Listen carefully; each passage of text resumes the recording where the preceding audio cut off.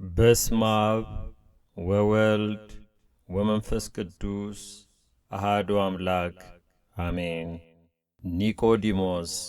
የዐቢይ ጾም ሰባተኛ ሳምንት።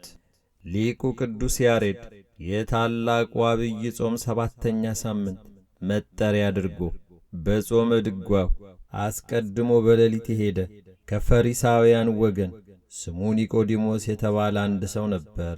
ፈጽመህ የተኛ የአንበሳ ልጅ ኢየሱስ ሆይ በትንሣኤ አንሳኝ አለው እያለ ስለ ዘመረለት በየዓመቱ ታሪኩ ሲነገር ታላቅነቱ ሲወሳ ይኖራል።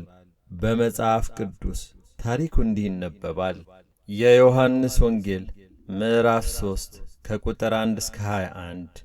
ከፈሪሳውያንም ወገን የአይሁድ አለቃ የሆነ ኒቆዲሞስ የሚባል አንድ ሰው ነበረም። እርሱም በሌሊት ወደ ኢየሱስ መጥቶ መምህር ሆይ እግዚአብሔር ከእሱ ጋር ከሆነ በቀር አንተ የምታደርጋቸውን እነዚህን ምልክቶች ሊያደርግ የሚችል የለምና መምህር ሆነ ከእግዚአብሔር ዘንድ እንደመጣህ እናውቃለን አለው። ኢየሱስም መልሶ እውነት እውነት እልሃለሁ ሰው ዳግመኛ ካልተወለደ በቀር የእግዚአብሔርን መንግሥት ሊያይ አይችልም አለው። ኒቆዲሞስም ሰው ከሸመገለ በኋላ እንዴት ሊወለድ ይችላል? ሁለተኛ ወደ እናቱ ማዕፀን ገብቶ ይወለድ ዘንድ ይችላልን? አለው። ኢየሱስም መለሰም እንዲህም ሲል እውነት እውነት እልሃለሁ ሰው ከውሃና ከመንፈስ ካልተወለደ በቀር ወደ እግዚአብሔር መንግሥት ሊገባ አይችልም። ከሥጋ የተወለደ ሥጋ ነው፣ ከመንፈስም የተወለደ መንፈስ ነው። ዳግመኛ ልትወለዱ ያስፈልጋችኋል ስላልኩ አታድንቅ። ነፋስ ወደሚወደው ይነፍሳል፣ ድምፁንም ትሰማለህ፣ ነገር ግን ከወዴት እንደመጣ ወዴትም እንዲሄድ አታውቅም። ከመንፈስ የተወለደ ሁሉ እንዲሁ ነው። ኒቆዲሞስ መልሶ ይህ እንዴት ሊሆን ይችላል አለው። ኢየሱስም መልሶ እንዲህ አለው፣ አንተ የእስራኤል መምህር ስትሆን ይህን አታውቅምንም? እውነት እውነት እልሃለሁ የምናውቀውን እንናገራለን፣ ያየነውንም እንመሰክራለን፣ ምስክራችንን አትቀበሉም።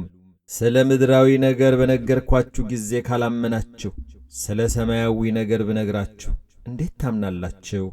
ከሰማይም ከወረደ በቀር ወደ ሰማይ የወጣ ማንም የለም፣ እርሱም በሰማይ የሚኖረው የሰው ልጅ ነው። ሙሴም በምድረ በዳ እባብን እንደ ሰቀለ እንዲሁ በእርሱ የሚያምን ሁሉ የዘላለም ሕይወት እንዲኖረው እንጂ እንዳይጠፋ የሰው ልጅ ይሰቀል ይገባዋል። በእርሱ የሚያምን ሁሉ የዘላለም ሕይወት እንዲኖረው እንጂ እንዳይጠፋ እግዚአብሔር አንድያ ልጁን እስኪሰጥ ድረስ ዓለሙን እንዲሁ ወዷልና። ዓለም በልጁ እንዲድን ነው እንጂ በዓለም እንዲፈርድ እግዚአብሔር ወደ ዓለም አላከውምና። በእርሱ በሚያምን አይፈረድበትም። በማያምን ግን በአንዱ በእግዚአብሔር ልጅ ስም ስላላመነ አሁን ተፈርዶበታል። ብርሃንም ወደ ዓለም ስለመጣ ሰዎችም ሥራቸው ክፉ ነበርና ከብርሃን ይልቅ ጨለማን ስለወደዱ ፍርዱ ይህ ነው። ክፉ የሚያደርግ ሁሉ ብርሃንን ይጠላልና ሥራውም እንዳይገለጥ ወደ ብርሃን አይመጣም። እውነትን የሚያደርግ ግን ሥራው በእግዚአብሔር ተደርጎ እንደሆነ ይገለጽ ዘንድ ወደ ብርሃን ይመጣል። ከዚህ በኋላ ኢየሱስ ከደቀ መዛሙርቱ ጋር ወደ ይሁዳ አገር መጣም። በዚያም ከእነርሱ ጋር ተቀምጦ ያጠምቅ ነበር። ኒቆዲሞስ ቀናያን ወግ አጥባቂዎች ከሚባሉ ፈሪሳውያን አለቆች አንዱ ነበር። ነገር ግን ፈሪሳውያን የተሰኙት አይሁድም ስለ መሲሁ መምጣት በነበራቸው የተሳሳተ አመለካከት ጌታችን ኢየሱስ ክርስቶስን ካልተቀበሉት ወገን ነበሩም። የጌታችን የመድኃኒታችን ኢየሱስ ክርስቶስን ትምህርት የሰሙና የእጆቹን ተአምራት የተመለከቱ ብዙዎች እርሱን ይከተሉት እንደነበር ሁሉ ኒቆዲሞስ ደግሞ የሕዝቡ አስተማሪ ቢሆንም እንኳን በሌሊት ለመማር ወደ ጌታችን ይሄድ ነበር። ቅዱስ አውግስጢኖስ ይህን ሲያስረዳ አንድም ሳይማር ያስተምረን ኖሯል ብለው አይሁድ እንዳያቃልሉት ለገዛ ስሙ ሰግቶ ሲሆን፣ በሌላ በኩል ደግሞ ጨለማ የኦሪት ምሳሌ ስለሆነ ነው።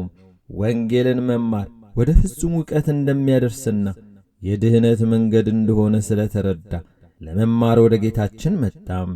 ኒቆዲሞስ መምህሩ ኢየሱስ ክርስቶስን ያከበረው ሰግዶ ጭምር ነው።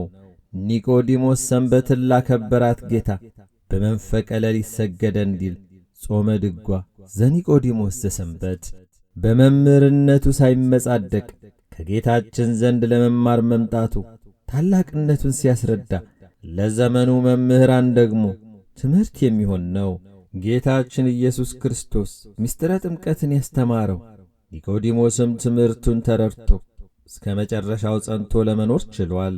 ሰውም ሁሉ እኛም በክርስቶስ ክርስቲያን ይባል ዘንድ በዕለተ ዓርብ ጌታችን ኢየሱስ ክርስቶስ ከቀኝ ጎን ባፈሰሰው ማየ ሕይወት መጠመቅ እንዲሁም ከቀደመ ኃጢአቱ መንጻትና የሥላሴ ልጅነትን ማግኘት ይገባዋል። ኒቆዲሞስም ይህን ምስጢር ጌታችን አስተምሮታልና የእሱ ደቀ መዝሙር ከመሆኑ ባሻገር መልዕልተ መስቀል ተሰቅሎ በገዛ ሥልጣኑ ነፍሱን ከሥጋው በለየ ጊዜ ክቡር ሥጋውን ወስዶ በክብር ለመገነዝ የበቃ ሰው ሆኗል። ጌታችንም የተበተኑ ልጆቹን ከትንሣኤው በኋላ ሲሰበስብ ከሁለቱ የኤማውስ መንገደኞች አንዱ ኒቆዲሞስ ነበር።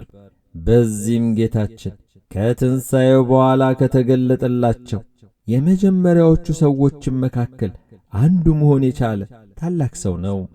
ለኒቆዲሞስ ምስጢሩን ገልጾ ያዳነውና ያከበረው ጌታችን ለእኛም ምስጢሩን ይገልጽልን ዘንድ ቅዱስ ፍቃዱ ይሁንልን። አሜን። ወስብሐት ለእግዚአብሔር።